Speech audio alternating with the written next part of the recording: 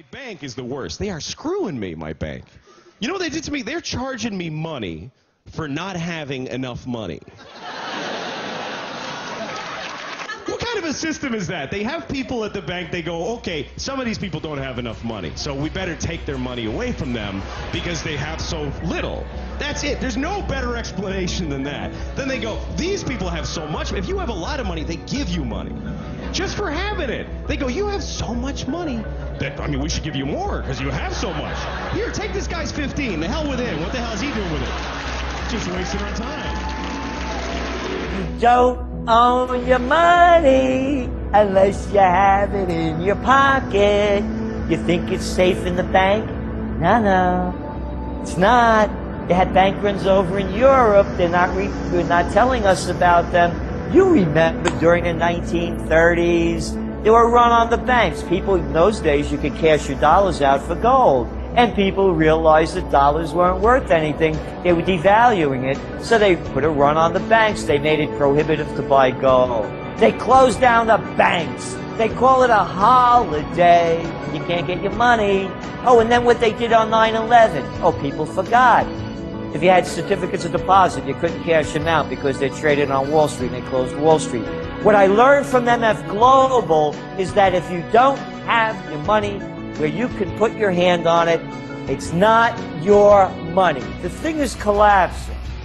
And they know that they can't fix it. They can't continue to print all of this digital money not worth the paper it's not printed on. So what they're coming up with this scheme is centralize it and we'll be able to fix it. And what that really means is now you're under our control. It's a banking takeover. The banks are taking over the world. The financial system is collapsing. It's a worldwide financial meltdown. We can see the collapse of the European Union. It's happening in front of us. There's no way of bailing them out. Just the G7 has $7.5 trillion worth of debt coming due in 2012. How are they going to pay that off? As it collapses, look what's going on around the world. Look what's going on in Greece. It's a depression. It's a depression in Spain. It's a depression in Portugal. It's going to be a depression in Italy, a recession in France. It's collapsing around the world. You look at the housing market now starting to unravel, the bubble being burst in China. It's happening everywhere. One bites the dust. Country number 4, Spain, gets bailed out, and we all, of course, know that it won't be the last. Though I wondered over the weekend whether perhaps I was missing something. Because when the Spanish Prime Minister, Mr. Rajoy, got up, he said that this bailout shows what a success the Eurozone has been. And I thought, well, having listened to him over the previous couple of weeks telling us there wouldn't be a bailout, I've got the feeling after all his twists and turns, he's just about the most incompetent leader in the whole of Europe. And that's saying something, because there's pretty stiff competition. Indeed, every single prediction of yours, Mr. Barroso, has been wrong. And dear old Herman Van Rompuy, well, he's done a runner, hasn't he? Because the last time he was here, he told us we'd turned the corner, that the euro crisis was over, and he hasn't bothered to come back and see us. You know, I remember being here 10 years ago and hearing the launch of the Lisbon Agenda. We were told that with the euro by 2010, we would have full employment, and indeed that Europe would be the competitive and dynamic powerhouse of the world. By any objective criteria, the euro has failed. And in fact, there is a looming, impending disaster. You know, this deal makes things worse, not better. 100 billion is put up for the Spanish banking system, and 20% of that money has to come from Italy. And under the deal, the Italians have to lend to the Spanish banks at 3%, but to get that money, they have to borrow on the markets at 7%. It's genius, isn't it? It really is brilliant. So what we're doing with this package is we're actually driving countries like Italy towards needing to be bailed out themselves. In addition to that, we put a further 10% on Spanish national debt, and I tell you, any banking analyst will tell you 100 billion doesn't solve the Spanish problem. It would need to be more like 400 billion. And with Greece teetering on the edge of euro withdrawal, the real elephant in the room is that once Greece leaves, the ECB, the European Central Bank, is bust. It's gone. It has 444 billion euros worth of exposure to the bailed out countries. And to rectify that, you'll need to have a cash call from Ireland, Spain, Portugal, Greece and Italy. You couldn't make it up, could you? It is total and utter failure.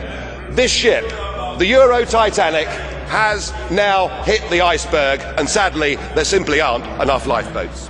If you go to buy a $25 savings bond from the federal government and you falsify the document to acquire that bond, you can go to jail. That's right. If you borrow $185 billion from the government, like AIG did, and you falsify a document, even if the government told you to do so, the people involved can go to jail. Crime of the century.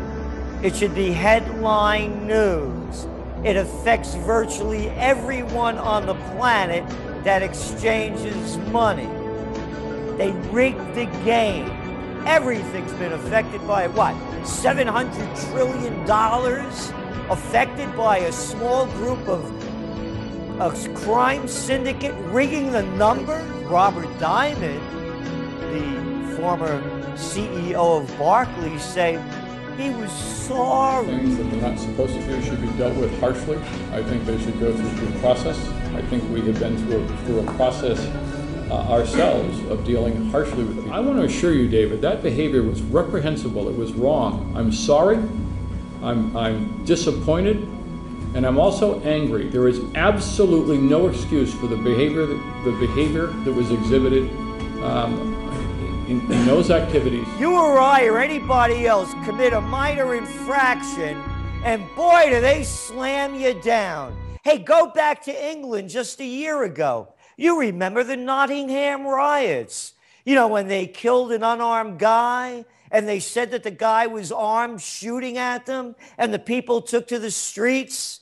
And you remember, listen to Cameron. Yeah, Chicken Hawk Cameron over there, talking about how disgusting these people were and how they were going to clamp down on them.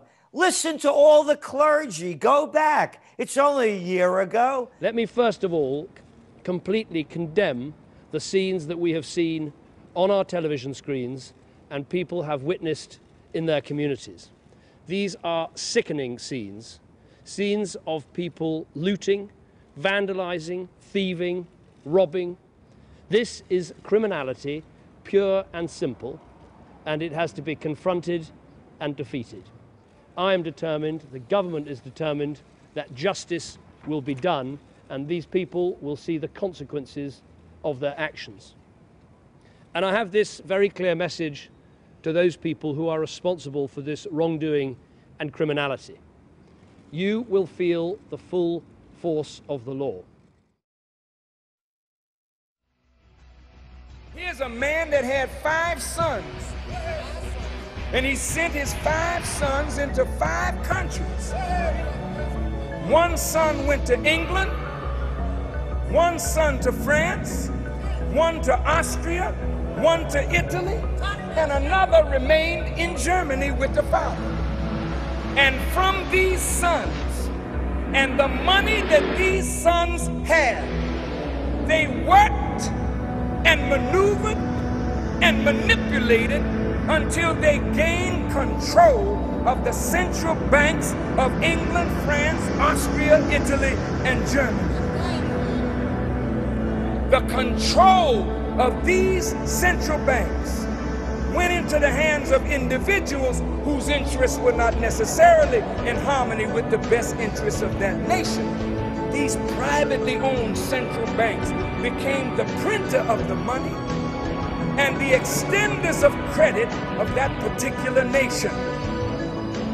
So government and politics, I wish the politicians didn't have to go. I wish the politicians didn't have to go. But I understand you've read this.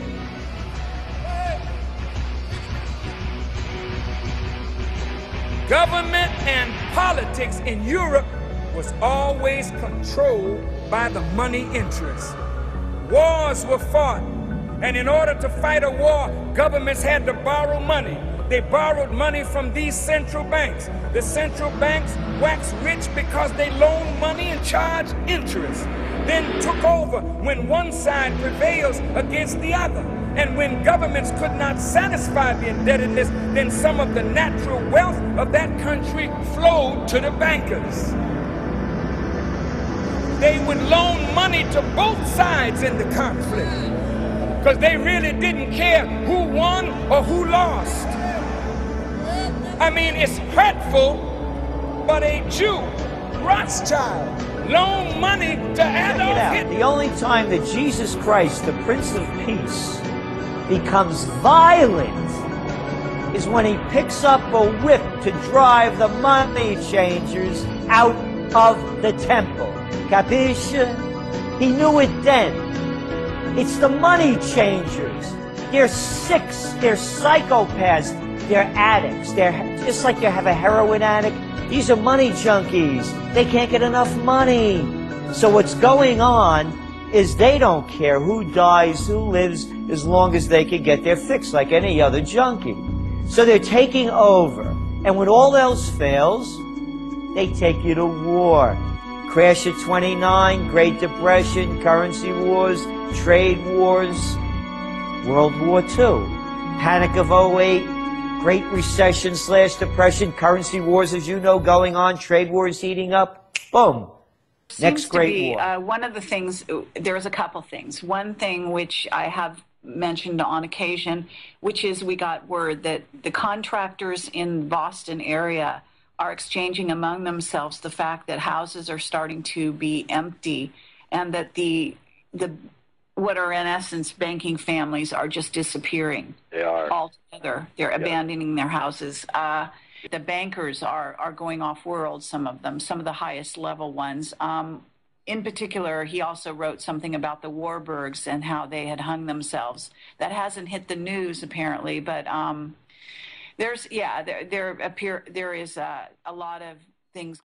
According to an interview in the latest edition of Forbes magazine, the head of WikiLeaks, Julian Assange, says his next target is a major American bank. And you thought the White House was angry. In the Forbes interview, Assange says, quote, "It will give a true and representative insight into how banks behave at the executive level in a way that will stimulate investigations and reforms. You could call it the ecosystem of corruption. All the regular decision-making that turns a blind eye to and supports unethical practices. This could blow the lid off of how businesses operate in this country and across the world."